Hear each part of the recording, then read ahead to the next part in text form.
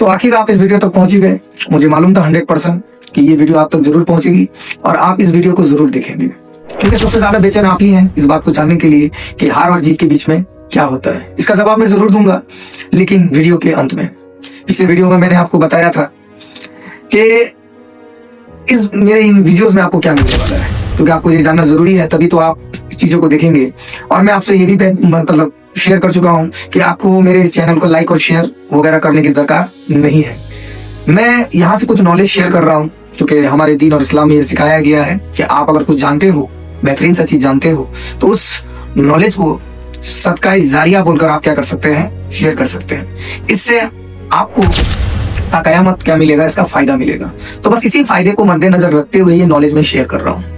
पिछले वीडियो में मैंने आप लोगों को बताया था कि तकरीबन मेरे इस चैनल पर, इस वीडियो पर आपको 7300 लोगों का तजुर्बा मैं शेयर करूंगा। हर एक वीडियो में कुछ ऐसा अनोखा तजुर्बा शेयर करूंगा। हो सकता है इनमें से कुछ तजुर्बे ऐसे हो जिससे कि आपका पैरों तले जमीन खिसक सकता है कि नहीं। बहुत बड़ी बात की, पैरों तले जमीन खिसक सकता है। पिछले वीडियो में मैंने आपको बताया था कि दुनिया में कुछ ऐसे लोग होते हैं जो बैठे रहते हैं बड़े चुपचाप से, लेकिन सब चीजें उसके लाइफ में खुद ब खुद आ रही होती है। चाहे वो दौलत हो, शोहरत हो, नाम हो, इज्जत हो, हर एक वो चीज उसके तरफ आ रही होती है। अब ये क्यों आ रही होती है, इसको जरा इस वीडियो में हम समझेंगे, है कि नहीं, और वहीं से इसका जवाब निकालेंगे कि हार और जीत के बीच में क्या होता है। सो देखिए, इंसान दुनिया में पैदा होता है, पैदा होने के बाद ही सबसे जरूरी चीज हो जाती है उसके लिए ज्ञान, है ना, ज्ञान। और ये ज्ञान वो लेते कहां से है? तो सबसे पहले ज्ञान का जो सिस्टम होता है वो लोगों से होता है। जैसे कि अगर आप स्कूल जा रहे हैं तो मैं ये कह सकता हूँ कि स्कूल के बारे में शायद आपको आपके माँ बाप ने बताया है ना, या फिर किसी लोग ने, चाचा ने, भाई ने, आपने लोगों से सुना कि स्कूल ऐसी चीज होती है ना। उसके बाद दूसरा नॉलेज आपको मिला किताबों में आपने जो जो पढ़ा। मतलब ये बोल सकते हैं कि अलग अलग फील्ड के लिए अलग अलग किताबें होती हैं। कोई इंजीनियर बनना चाहता है, उसके लिए अलग किताबें होती हैं। कोई पॉलिटिशियन बनना चाहता है, उसके लिए अलग किताबें होती हैं। कोई डॉक्टर बनना चाहता है, उसके लिए अलग किताबें होती हैं। कोई एरोनॉटिकल इंजीनियर बनना चाहता है, अलग अलग फील्ड के लिए अलग अलग नॉलेज मिलता है, और उन्हीं नॉलेज का इस्तेमाल करके हम जिंदगी को गुजर बसर कर रहे होते हैं। जैसे कि मैं आपको बताऊं कि ऐसे ही एक प्रोफेशनल का नाम होता है चार्टर्ड अकाउंटेंट, सीए। बहुत मेहनत करके वो पढ़ाई करता है, और जानते हैं उसका काम क्या है? सुबह से लेकर शाम तक सिर्फ पैसों को गिनना, सिर्फ पैसों का हिसाब करना। लेकिन बदकिस्मती की बात यह है कि सुबह से शाम तक वो पैसा तो गिनता है, लेकिन वो पैसा खुद का नहीं होता, वो किसी और का पैसा गिन रहा होता है। और इस पैसे को गिनने के काम के लिए तकरीबन वो अपनी जिंदगी का 20-25 साल खर्चा करता है। उसके बाद वो जाके दूसरों का पैसा गिनने का काम करता है। काफी अनोखी बात है ना, कि जिंदगी का अपना 25 साल एजुकेशन में लगाया, लगाने के बाद उसने एक काम पाया, और वो काम भी क्या है? सुबह से लेकर शाम तक पैसा गिनने का। लेकिन बदकिस्मती की बात ये कि वो पैसा वो खुद का नहीं, किसी और का गिन रहा होता है। तो ये दुनिया के दो नॉलेज है, और इसके बीच में एक बड़ा नॉलेज आता है। जैसे कि मैं थोड़ा एग्जांपल से आपको समझाऊंगा कि दुनिया में सबसे पुराना जो नॉलेज सिस्टम आया वो हमारी किताबों से आया, जिसको हम सेक्रेड बुक या दीनी किताबें कहते हैं। जैसे मुसलमानों के लिए कुरान होती है, क्रिश्चियंस के लिए बाइबल, हिंदुओं के लिए भगवत गीता। ये वो किताबें हैं जिनमें हम रिलीजियस वैल्यू, है ना, और ह्यूमैनिटी, ट्रूथ, पीस, इन सारी चीजों के बारे में जानते हैं। सही बात, बिल्कुल 100% एकदम सही बात है। हमने जाना, हमने खुद पढ़ा।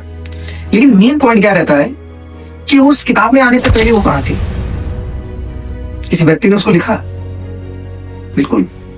अब वो व्यक्ति कोई प्रॉफिट हो सकता है, कोई आदमी है, हो सकते हैं। ऐसा नहीं मैं किसी को ह्यूमिलेट करना चाहूंगा, मैं सबको इज्जत करता हूँ, क्योंकि वो इज्जत देने लायक ही है, क्योंकि कभी उन्होंने बुरा कुछ सिखाया ही नहीं, किसी भी धर्म में ऐसा कुछ गलत सिखाया ही नहीं, है कि नहीं। हम अपने बेनिफिट के मुताबिक, अपने फायदे के मुताबिक चीजों को इस्तेमाल कर लेते हैं। जिसमें हमें अच्छा लगता है हम उसे कहते हैं अच्छा है, जिसमें हमें बुरा लगता है हम डायरेक्ट डिसीजन ले लेते हैं वो बुरा है। लेकिन मेन मुद्दा वही रहा कि किताब में आने से पहले वो नॉलेज कहाँ थी। तो इसका अगर पता लगाने जाएंगे तो आपको एक चीज पता चलेगी कि दुनिया में वो जो लोग होते हैं, है ना, उनको डायरेक्ट खुदा गाइड कर रहा होता है। आप अपने भाषा में क्या कहते हैं? It doesn't matters for me, the matter is that we call it Allah and you can call it God और व्हाटएवर यू कैन कॉल, है कि नहीं। आप कुछ भी बोल सकते हैं। लेकिन वैसे लोगों को, वैसे व्यक्तियों को क्या कर रहे होते हैं? ऊपर से वो गाइड कर रहे होते हैं, और उन्हीं का गाइडेंस पाके वो उन चीजों को भी देख लेते हैं जो आपकी नजरें नहीं देख सकती। इंसान जिन चीजों को देखता है, समझता है, वो उसी पर ज्यादा एक्ट करता है।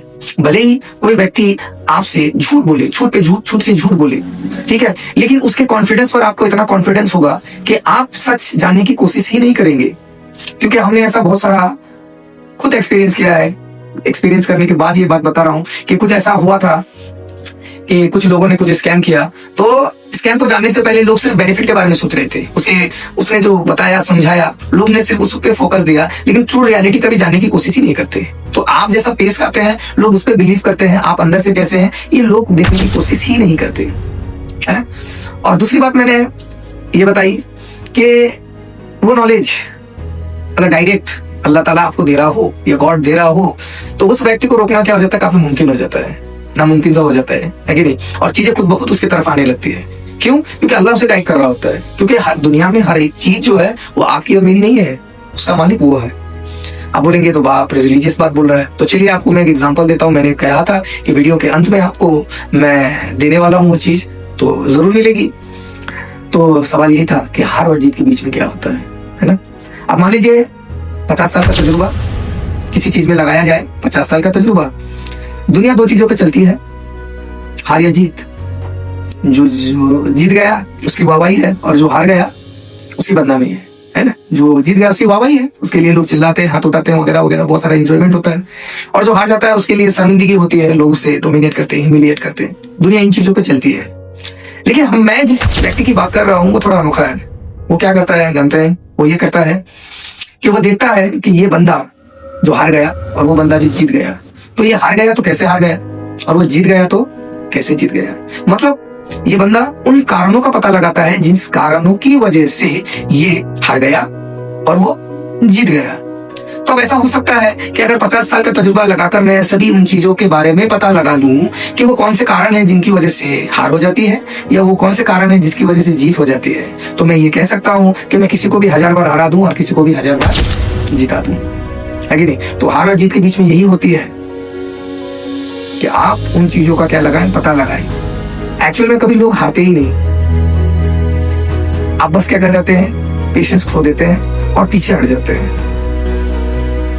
और अगले वीडियो में मैं आपको बताऊंगा कि कामयाब होने के लिए या अपने लाइफ में आप जो जो चीजें चाहते हैं उन चीजों को लाने के लिए आपको क्या करना होगा। अब आप मेरे बारे में नेगेटिव नॉलेज ले रहे होंगे, नेगेटिविटी, तो मैं आपको ये बता दूं कि नॉलेज ने हमेशा दुनिया को आगे बढ़ाया है, दुनिया को पीछे नहीं किया।